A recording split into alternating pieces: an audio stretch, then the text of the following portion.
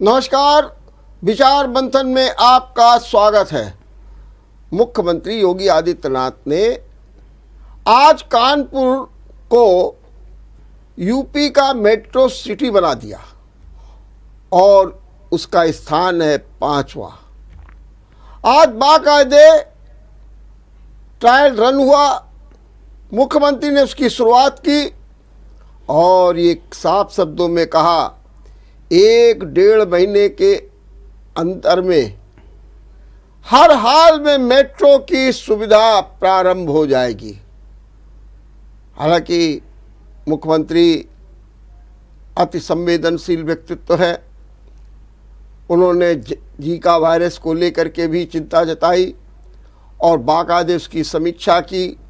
श्यामनगर गए और Zika virus पीड़ितों से मिले, उन्हें आश्वासन दिया और जनता से एक मैसेज दिया, डरो नहीं, पैनिक क्रिएट मत करो, ठीक हो जाएगा। 88 केवल पीड़ित रह गए, इनको भी ठीक कर लिया जाएगा, कोई दिक्कत नहीं है। ऐसा आश्वासन भी कानपुर को दे गए। आज हम इसी पर चर्चा करेंगे और जानने का ये भी प्रयास करेंगे कि मुख्यमंत्री का एक और ये सकारात्मक रूप, ये सरकारी तंत्र का एक प्रभावशाली स्वरूप, और उसके बावजूद भी विपक्ष जो है काले झंडे दिखाएगा, काले गुब्बारे। भाई क्या मतलब है? विरोध के लिए होता है, विरोध किस लिए, क्या कारण है? आज इसी पर चर्चा करने के लिए हमारे साथ हैं भारतीय जनता पार्टी के वरिष्ठ नेता धर्म प्रकाश जी गुप्त। मैं आपका बहुत बहुत स्वागत करता हूं धर्म प्रकाश जी। और धर्म प्रकाश जी, ज़रा थोड़ा हमको समझाने की कोशिश करिए कि आज मुख्यमंत्री कानपुर में आए, क्या संदेश दे गए, बीजेपी को क्या ऊर्जा मिली इससे? देखिए, विकासोन्मुख हमारा सारे कार्यक्रम है और योगी जी सतत लगातार काम कर रहे हैं, इतने दौरे कर रहे हैं, उससे हमें ये ऊर्जा मिलती है कि हर देश और प्रदेश दोनों ही विकास के रास्ते पर चल पड़े हैं और हम कहीं रुकने वाले नहीं। जैसा आपने कहा कि एक संवेदनशील मुख्यमंत्री के रूप में वो श्यामनगर में जिस प्रकार से लोगों से मिले, उनको सांत्वना दी। डॉक्टरों का कहना है कि सहानुभूति से आधी बीमारी तो वैसे ही दूर हो जाती। सरकारी तंत्र जिसे हम नकारा बताया करते थे, आज उसका भी प्रभावशाली रूप दिखाई पड़ रहा है। हमने कोरोना को कंट्रोल किया, जीका एक नई चीज आई, हम उस पर बहुत ही संवेदनशील हैं, लगातार संवेदनशील हैं। लगातार हम सर्वे कर रहे हैं, उसके सोर्सेस को ढूंढ रहे हैं, कैसे नष्ट किया जाए, इसके लिए जन जागरण अभियान भी चला रहे हैं। जो मेट्रो परियोजना का उद्घाटन, मेट्रो का जो ट्रायल रन आज यशस्वी मुख्यमंत्री जी ने किया, यह सब हम सबको अत्यंत ऊर्जा देने वाला है। क्योंकि कानपुर की आम जनता जाम, धीमा ट्रैफिक, मिक्स्ड ट्रैफिक, इसकी वजह से परेशान है। कानपुर का विस्तार मेरे देखते देखते कहां से कहां तक हो गया, इसलिए यह एक बहुत बड़ी आवश्यकता थी और जिसको एक रिकॉर्ड टाइम में 2 वर्ष के भीतर ट्रायल रन कर दिया गया, ये अपने में एक रिकॉर्ड है। और इसके लिए प्रशंसा पत्र भी मिल चुके कि इतनी तेज और इतना प्लान्ड वे में जो कानपुर में काम किया गया है और जिस तरीके से किया गया है, T girder, twin girder, you girders का उपयोग करके जनता को कम से कम परेशानी दे करके और रिकॉर्ड समय में ये तैयार किया। लेकिन मेट्रो का आपने थोड़ा सा ये बताया कि यातायात सुधार हो जाएगा, जो धीमा यातायात है वो तेजी से बढ़ जाएगा। इसके अलावा भी कहीं हमको ये सपना दिखता है कि ये मेट्रो कानपुर को खुशहाल बनाएगी, उसके जीवन में एक नई तरक्की लाएगी, रोजगार के अवसर बढ़ाएगी, या फिर जैसा कि मुख्यमंत्री ने आज कहा कि इससे औद्योगिक रफ्तार बढ़ेगी। और ये भी उन्होंने कहा कि जो पोल्यूशन है वो भी कम होगा, बल्कि एक कदम आगे भी बात कह दी कि कानपुर का जो वैभव है वो फिर से लौटेगा। डिफेंस कॉरिडोर उसका एक बड़ा संबल है। बिल्कुल ठीक कहा। देखिए, मेट्रो से गति तीव्र होती है, जो संकुल बस्तियां बस जाती हैं केवल इसलिए कि हमारे पास आने जाने के ना साधन होने के कारण, उसके कारण गंदगी, बीमारी, घनत्व, जनसंख्या का घनत्व, पेयजल की समस्या, गंदगी की समस्या सब उत्पन्न होती है। लेकिन जब व्यक्ति को एक तेज और सस्ता साधन मिलता है आने जाने के लिए, वो थोड़ा प्रकृति की गोद में भी बसना चाहता है।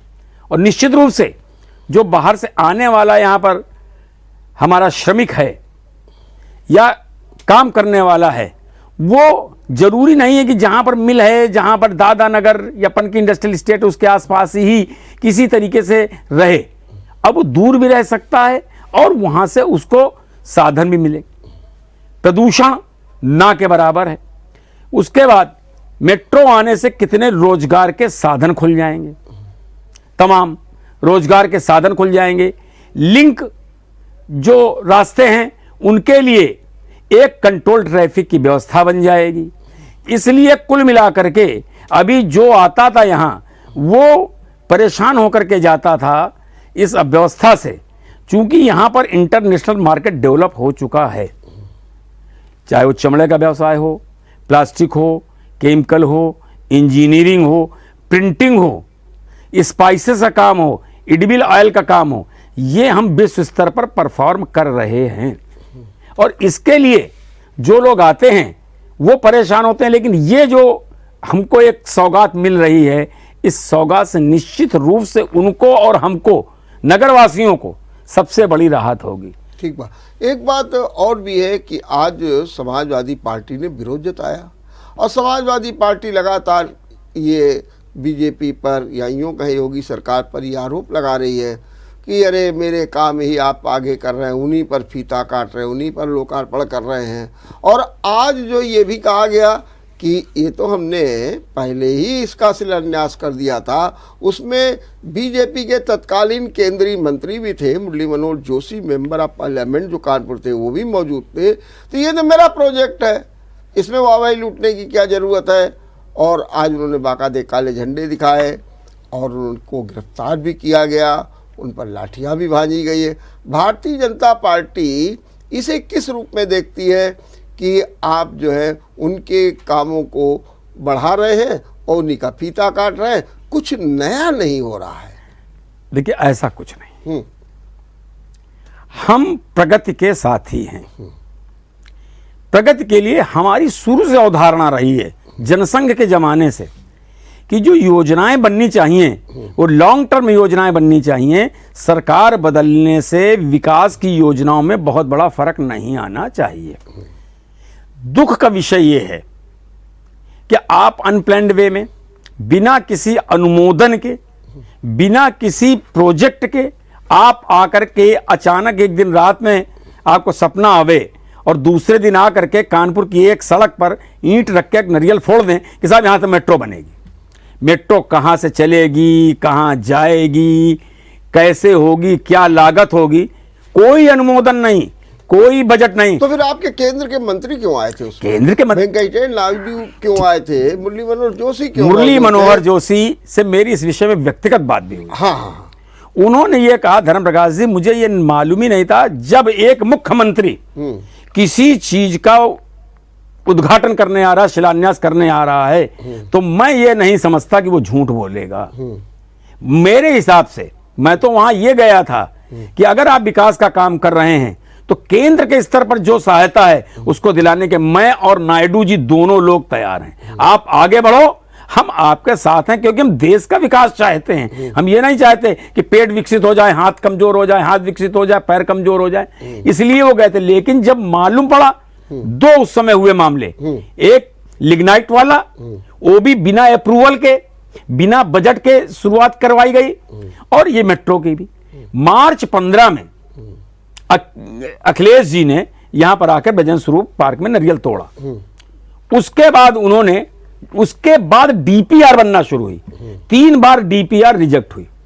मेरे पास आंकड़ा है, वो जो डीपीआर थी वो सब मिलाकर के 9,000 करोड़ की थी और उसमें मात्र 21 किलोमीटर बनना था, जबकि आज हमारी 11,076 करोड़ रुपए की है, जबकि 15 और आज है 21।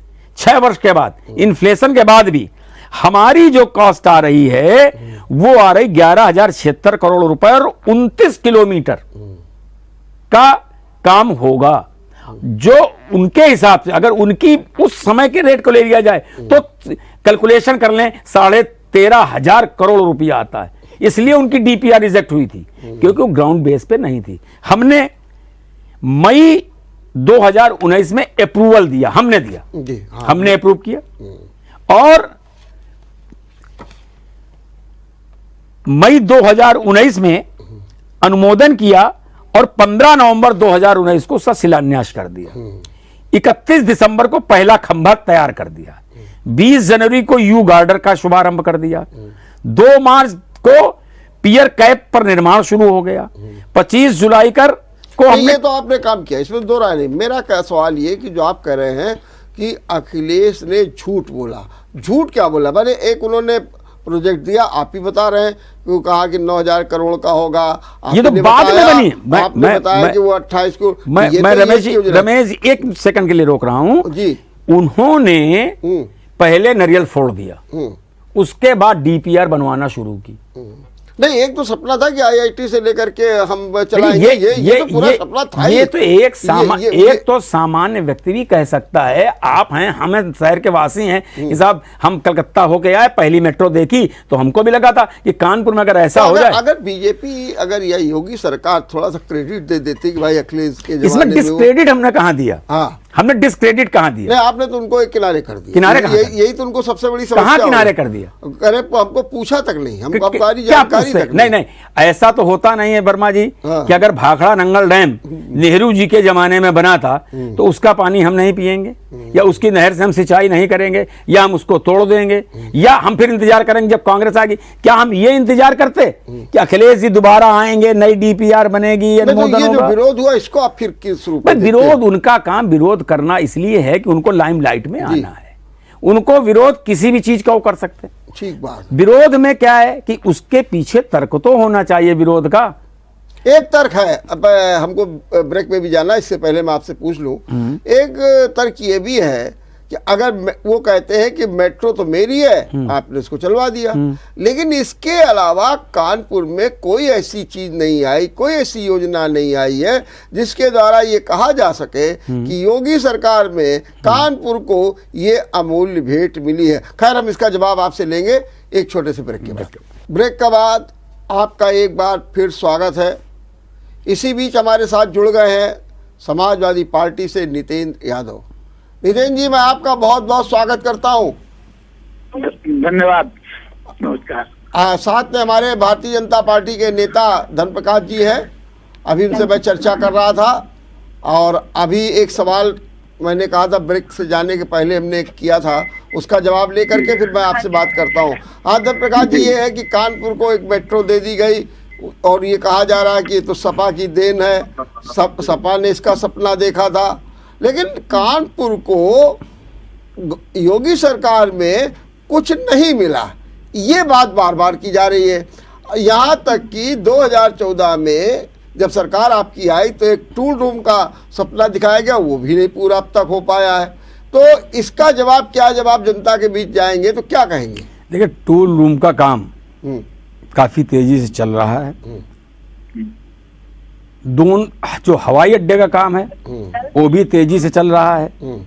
हमारा एक ध्येय जो था, बहुत बड़ी योजना, उज्ज्वला योजना, प्रधानमंत्री आवास योजना, सुकन्या योजना, नहीं, ये तो आपकी पूरी है। नहीं, इन चीजों को देखिए, हम इनको कर। दूसरी बात, जो कानपुर के विकास के इंफ्रास्ट्रक्चर के लिए जो कुछ भी चाहिए हम पहले उसको पूरा कर रहे हैं। जैसे प्रामाणिकता से हमारा नगर निगम काम कर रहा है।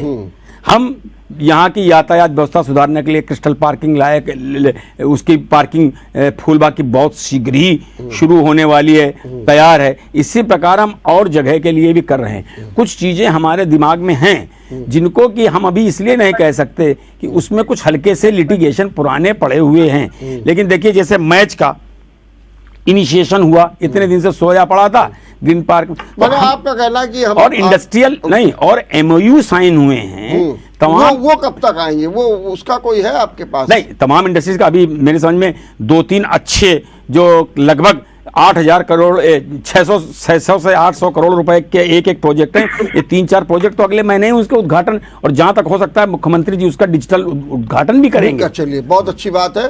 तो डिजिटल, नितेंद्र जी, अभी मेरी बातचीत हो रही थी धर्मप्रकाश जी से, और खास तौर से जब चर्चा समाजवादी पार्टी की आई तो ये हुआ कि समाजवादी पार्टी ने आज विरोध किया, काले गुब्बारे उड़ाए, काले झंडे दिखाए, और ये भी कहा कि उनके ऊपर लाठियां चली है, उनको गिरफ्तार कर लिया गया है। तो धर्मप्रकाश जी का कहना है कि विरोध के लिए विरोध करते हैं, इनके पास कोई मुद्दा नहीं, नंबर 1। और नंबर 2, इनका ये भी कहना है कि अखिलेश जी ने तो खाली एक नारियल फोड़ दिया था, ना डीपीआर बनी थी, ना कुछ बना था। और इस बात को महसूस किया जो तत्कालीन सांसद थे मुरली मनोहर जोशी ने। उनका मुझे नहीं मालूम था कि एक मुख्यमंत्री की ओर से इतना झूठा जो है उद्घाटन समारोह होगा। और हम तो इसलिए आए कि हम भी सहयोग करेंगे, इसलिए वेंकैया नायडू को लाए। क्या कहना है इस बारे में आपका? वर्मा जी, धर्मप्रकाश जी जिस तरीके से बात कर रहे हैं, अभी इन्होंने कहा नगर निगम मेरा एक्टिव है, ये एक्टिव है। आप इनसे पूछो कि नवीन मार्केट, आप कानपुर बैठे हैं, नवीन मार्केट में इसका सौंदर्यीकरण किसने किया? सामने पार्किंग किसने बनवाई? आपके जो सरसैया घाट का घाट है, इसका सौंदर्यीकरण किसने किया? बिठूर, आप गंगा बैराज पहुंचते हैं, वहाँ जो घाट है, वहाँ लोहिया बॉटनिकल पार्क, ये किसने बनाए?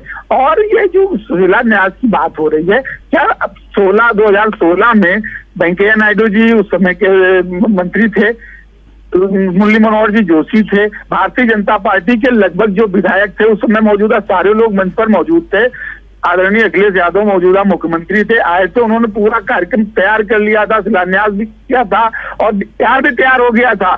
सिर्फ जो एनओसी आनी थी सेंट्रल गवर्नमेंट की, जानबूझ करके ये एनओसी को रोक करके रखा गया था कि कहीं चुनाव हो जाए, इसके बाद आगे चीजों को बढ़ाया जाएगा।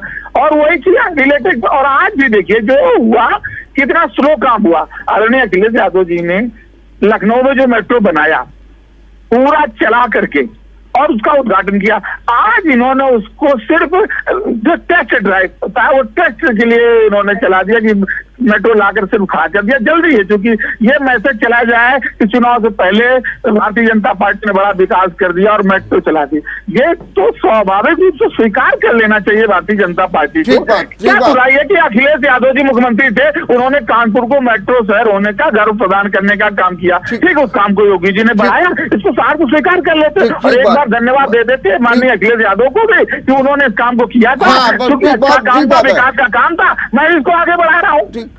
ठीक बात कह रहे हैं कि धर्मप्रकाश जी कह रहे हैं कि अरे भाई धन्यवाद दे देते हैं अखिलेश जी को।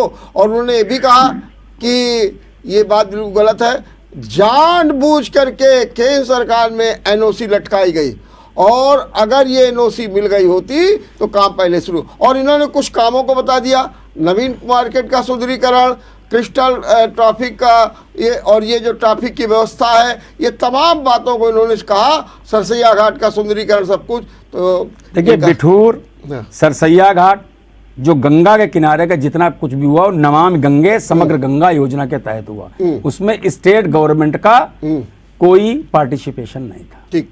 नवीन मार्केट पूर्णतः नगर निगम ने काम किया, और उस समय ये बात हुई थी, मैंने ही ये सुझाव दिया था कि इसको सिक्किम के एमजी मार्ग के तर्ज पर बनाया जाए कि इसके अंदर वाहन न जाएं।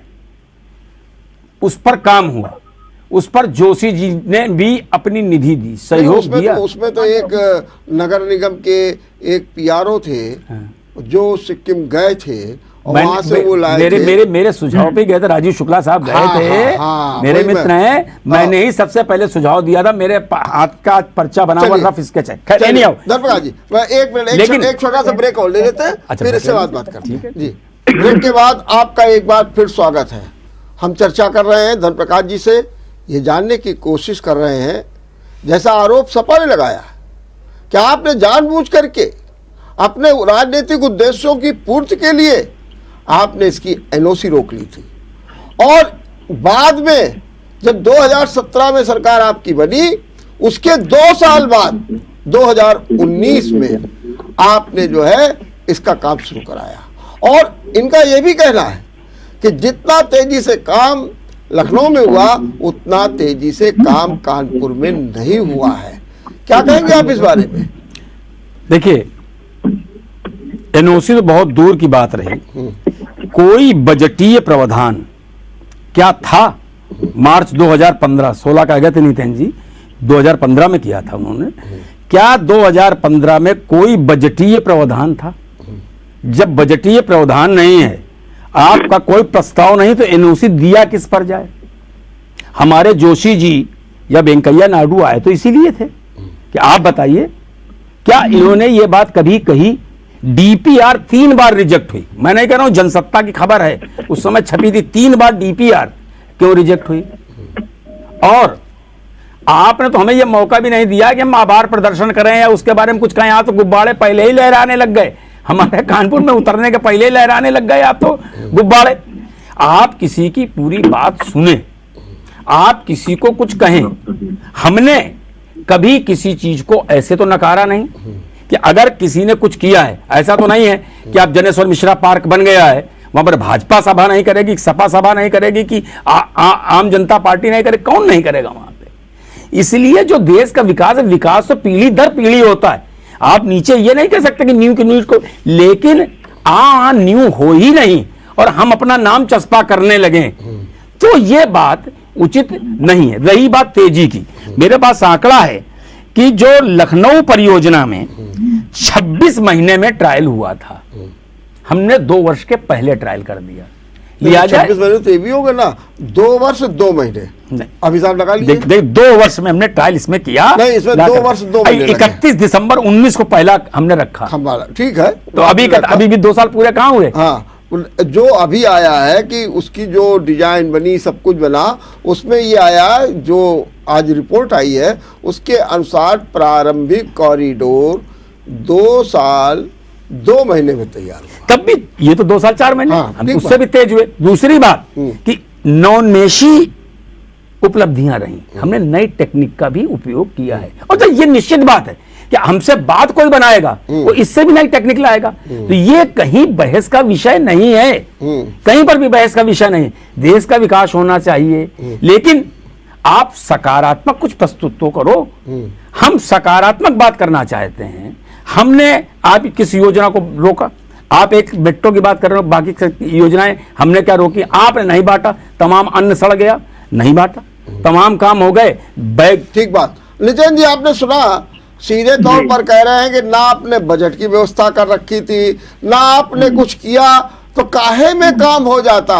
और ये सिर्फ दिखाने वाली बातचीत थी। ये सीधा धर्मप्रकाश जी कह रहे हैं, और कह रहे हैं आप खामखान जो है गुब्बारा फोड़ रहे हैं। अरे भाई, अगर कोई बातचीत थी तो वो आप सुनते, स्पीच सुनते, हो सकता है कि अखिलेश जी को जिक्र किया जाता, लेकिन उसके पहले ही आप इस तरीके बवाल करने लगे। क्या कहेंगे इस बारे में?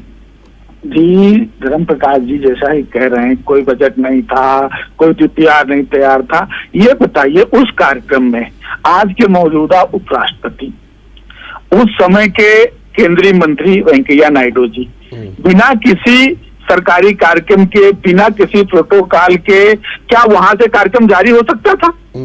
केंद्र के मंत्री थे, यदि सरकार इनवाइट कर रही है उनको, उत्तर प्रदेश की सरकार इस कार्यक्रम के लिए, ज्वाइंट कार्यक्रम था, उस समय के मौजूदा सांसद आदरणीय जोशी जी बहुत वरिष्ठ नेता हैं, पूरी भारतीय जनता पार्टी जिसकी केंद्र में सरकार थी, यदि ऐसा होता, कोई प्रावधान नहीं होता, कोई प्रोजेक्ट नहीं तैयार किया गया होता, उसका शिलान्यास अवैधानिक होता, तो क्या उस समय भारतीय जनता पार्टी चुप रहती? क्या भारतीय जनता पार्टी अखिलेश यादव जी के काम को उसी समय उजागर करने का काम नहीं करती?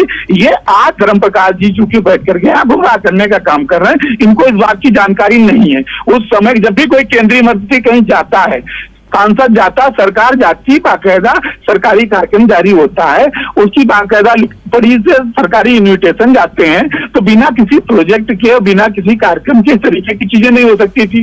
एक बात। दूसरी बात, जैसा इन्होंने कहा जनता मिश्रा पार्क बना, सरकार की योजना थी, सारे लोग उस पर कार्यक्रम करेंगे, बिल्कुल मैं कहता हूं, लेकिन मैं वहीं ये भी कहता हूं कि इकाना स्टेडियम बना, इकाना स्टेडियम का नाम इन्होंने क्यों भाई बदल दिया? पंडित अटल बिहारी जी के नाम पर क्यों कर दिया? इतनी श्रद्धा थी तो आगरा के अंदर बटेसर तहसील में जहां उनका पैतृक गांव था, या आगरा से वो चूंकि जुड़े थे, एक आगरा में बहुत अच्छा स्टेडियम दे देते उसी पहले, और एक बढ़िया से स्टेडियम बनाते और आदरणीय अटल बिहारी जी के नाम से एक नया स्टेडियम प्रदेश को मिल जाता। आप एयरपोर्ट की बात करते हो, सड़कों की बात करो, मैंने पहले भी कहा कि विकास योजनाएं बिल्कुल निश्चित रूप से एक सरकार बनाती है, कभी दूसरी सरकार आती है उसको रोक देती है, कभी दूसरी सरकार आती है उसको कंटिन्यू करती है। यहाँ क्या भारतीय जनता पार्टी करती है कि जो उनके फायदे की चीज दिखाई पड़ रही होती है उसको तो ये तो हाईलाइट करते हैं, लेकिन एक्चुअल में जो समाजवादी पार्टी का काम होता है उसका नाम बदल लेते हैं, उस पर अपनी तख्ती लगा लेते हैं, उद्घाटन का उद्घाटन और शिलान्यास का शिलान्यास करने का काम करते हैं। इसलिए मैं फिर से कहना चाहता हूँ, आज इतना बड़ा एक्सप्रेसवे बना, गोमती रिवर फ्रंट बना, क्या कभी सरकार ने कहा? और जैसा कि कह रहे हैं कि अनाज सड़ जाता है, मैं पूछना चाहता हूं, भारतीय जनता पार्टी ने अपने घोषणा पत्र में कहा था, संकल्प पत्र में, कि मैं जब भारतीय जनता पार्टी सरकार आएगी नौजवानों को लैपटॉप और देंगे, 2 GB का डाटा देंगे। क्या 4.5 साल की सरकार खत्म हो गई, 4.5 साल होने जा रहे हैं, क्या इन्होंने आज तक किसी नौजवान को लैपटॉप दिया? क्या किसी को बेरोजगारी भत्ता मिला? क्या किसी को कन्या विद्याधन मिला?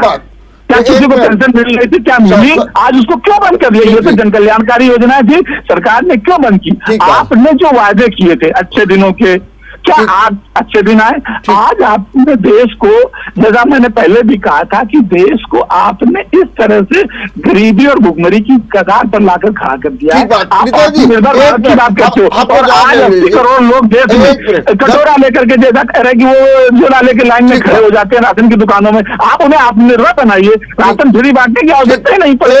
एक मिनट बस नितेश जी, प्रकाश जी, एक बात तो इन्होंने कही कि आपका एक काम और है कि आप नाम बदल देते, जैसे इन्होंने कहा इकाना स्टेडियम का नाम अटल बिहारी वाजपेयी किया, बेहतर होता है कि एक नया स्टेडियम बना देते। आप आगरा में जो उनके बटेश्वर घर है वहाँ पर कुछ ना कुछ नया निर्माण कर देते, नंबर 1।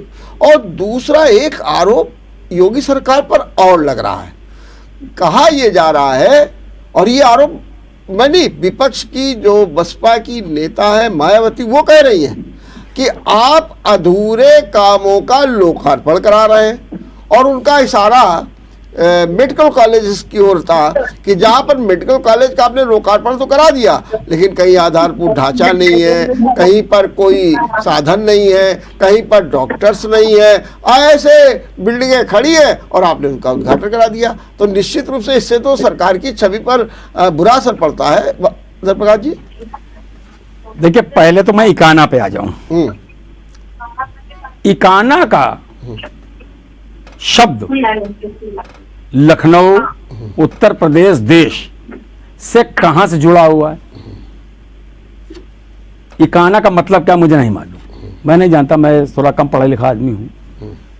अगर इकाना का नाम किसी महापुरुष के नाम पे कर दिया गया तो उसमें क्या, ये जरूरी है कि अगर जनेश्वर मिश्रा क्या लखनऊ में पैदा हुए थे, या राम मनोहर लोहिया लखनऊ में पैदा हुए थे? वो तो इलाहाबाद के थे, तो राम मनोहर लोहिया अस्पताल यहाँ नहीं बनना चाहिए, दिल्ली में नहीं बनना चाहिए, केवल इलाहाबाद बनना चाहिए। तो हम क्यों इसको बांटने के लिए तैयारी कर रहे हैं? छत्रपति साहू जी महाराज विश्वविद्यालय कानपुर में क्यों, कोल्हापुर में क्यों नहीं? ये चीजें तो ऐसी। और दूसरी बात कि नाम बदलना ये एक सनातन प्रक्रिया, क्योंकि हमने गुलामी 1000 वर्ष तक झेली है। यह बात बिल्कुल सही है कि आज राणा प्रताप मार्ग नहीं है दिल्ली में, लेकिन मानसिंह मार्ग, अकबर मार्ग, टोडरमल मार्ग है। तो क्या हमको अपना प्राइड नहीं होना चाहिए?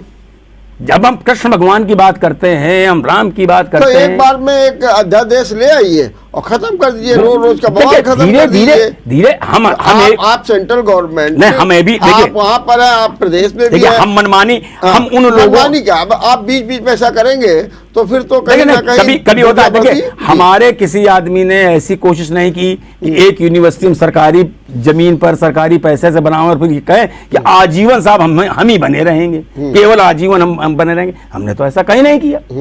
क्या मतलब है, हमें ये बतलाइए। लेकिन क्या मतलब, लोगों का ये भी तो कहना है कि ठीक है, क्या मतलब है, सरकार उसको ले लेती, लेकिन तोड़फोड़ करके तोड़फोड़ कहाँ की? एक शिक्षा मंदिर को नहीं, ध्वस्त शिक्षा मंदिर में करना, तोड़फोड़ नहीं, ये जो कहाँ का आपने ये तो कहा जा रहा, ये भी लोग कह रहे हैं। नहीं, जो आपने अवैध निर्माण किया, हाँ, अब अगर आप स्कूल के नाम पे माल रोड के बीच में बिल्डिंग बना लें, क्या ये किस दृष्टि से उचित होगी? नहीं तो मार रोड पे तो बन नहीं पाएगी, लेकिन एक वहां तो बनी, एक शिक्षा संस्थान, शिक्षा संस्थान, विश्वविद्यालय बना, अगर शिक्षा माना, हमने माना कि उसमें गड़बड़ किया गया, सरकारी धन का जब आप मान रहे हैं गड़बड़ किया गया, तो मैं ये मान रहा हूं, तो लेकिन तो उसका एक रास्ता तो गड़बड़ ये था तो कि सरकार उसको अधिग्रहित कर ले, नहीं, सरकार और पूरी तरीके से अधिग्रहित करके उस पर अपनी मिल्कियत ले ले।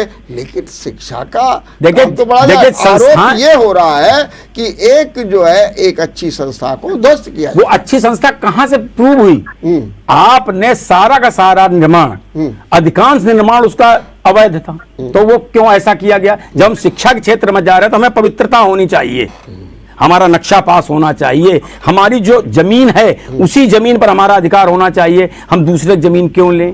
क्या ये पावन कर्तव्य शुरू में पालन किया गया? जब दुर्योधन के जांग पर भीम ने वार किया तो बलराम बड़े नाराज हुए कि साहब आपने जांग के नीचे वार किया। तब कृष्ण ने यह कहा था कि जब भीम ने जब उसने जांग पर हाथ मार के कहा था द्रौपदी मैं यहां बिठाऊंगा, तो भीम ने प्रतिज्ञा की थी मैं तुम्हारी जांग तोड़ूंगा। तो आज वो अपनी प्रतिज्ञा पूरी कर रहा है, तो यहां पर युद्ध के नियम कहां गए? वहां क्यों द्रौपदी को नग्न होने से नहीं बचाया गया?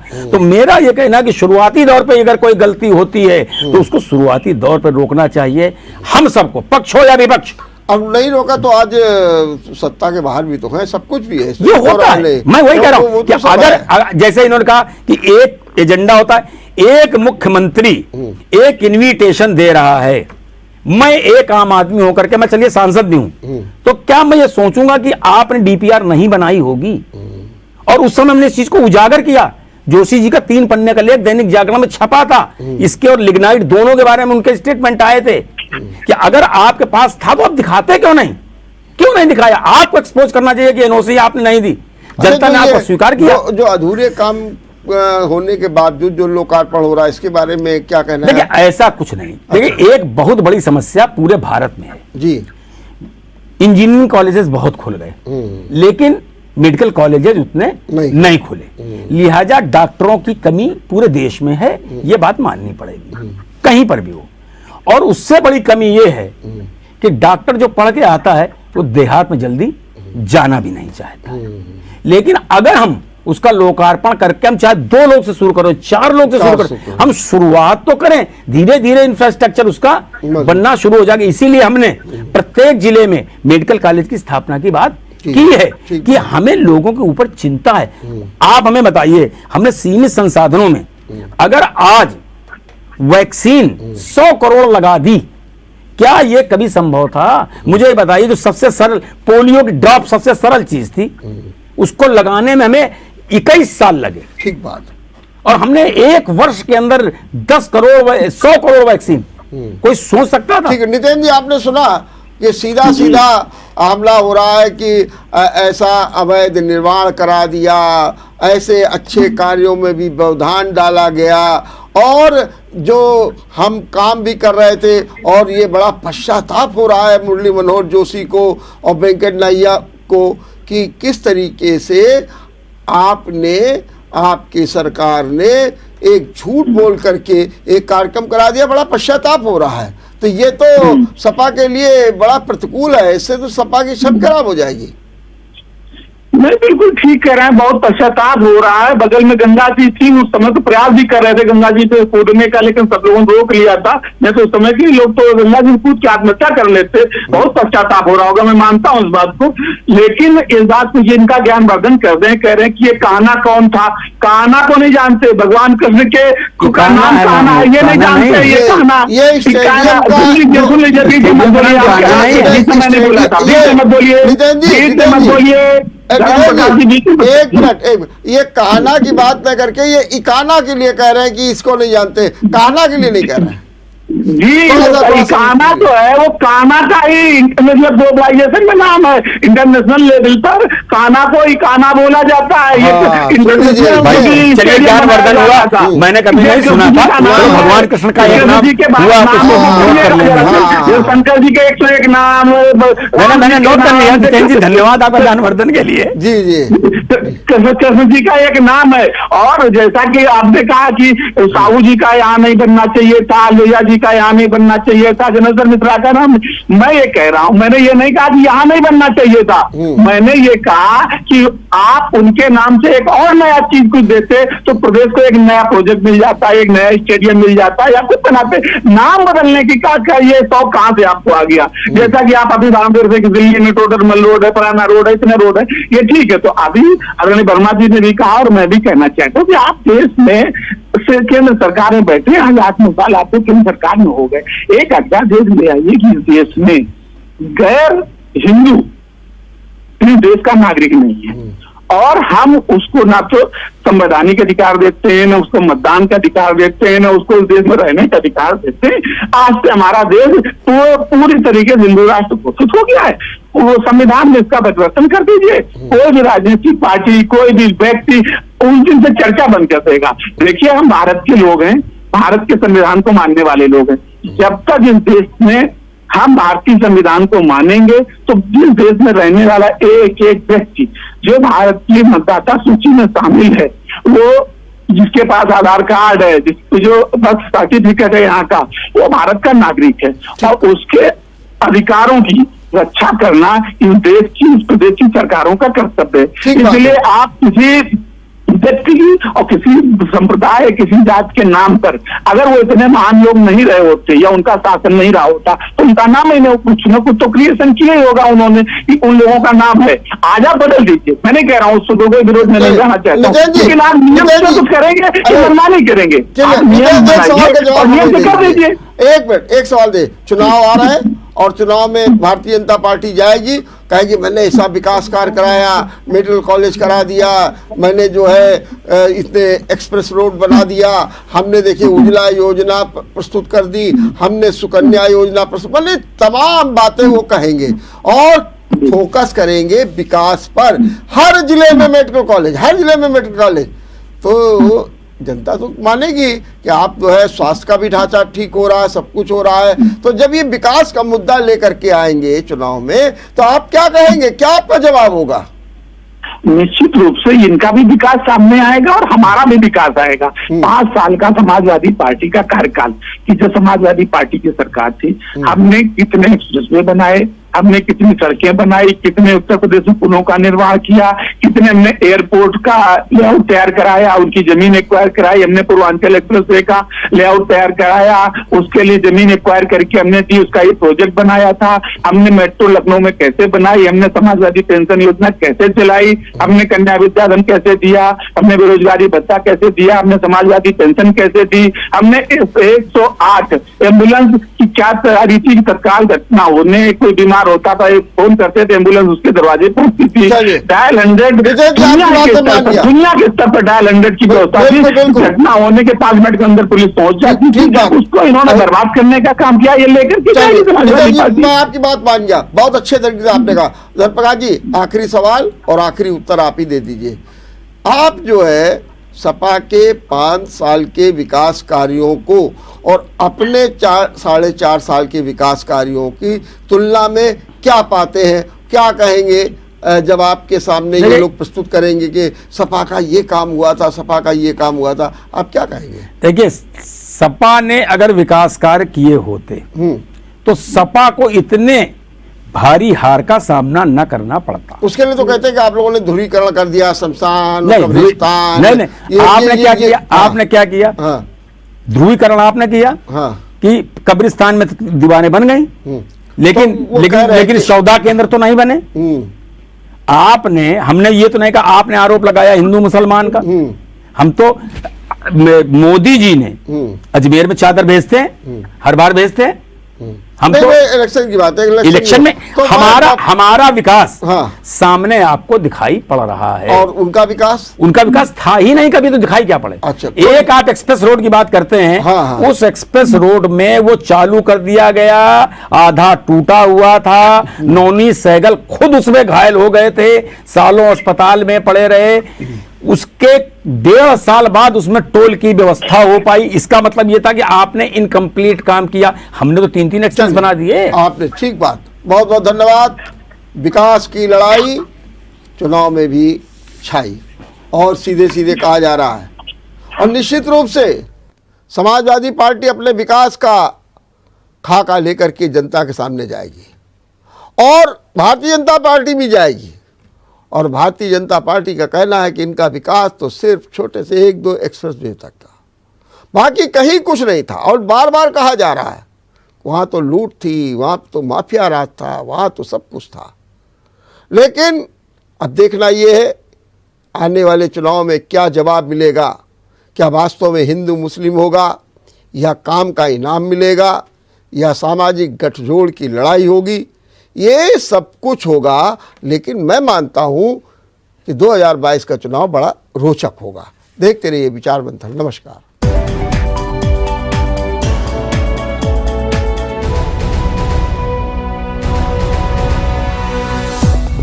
अगर आपको हमारा वीडियो पसंद आया हो तो हमें लाइक करें, सब्सक्राइब करें और ज्यादा से ज्यादा शेयर करें। और हाँ, बेल आइकॉन दबाना ना भूलें ताकि हर खबर का अपडेट आप तक पहुंचे तुरंत।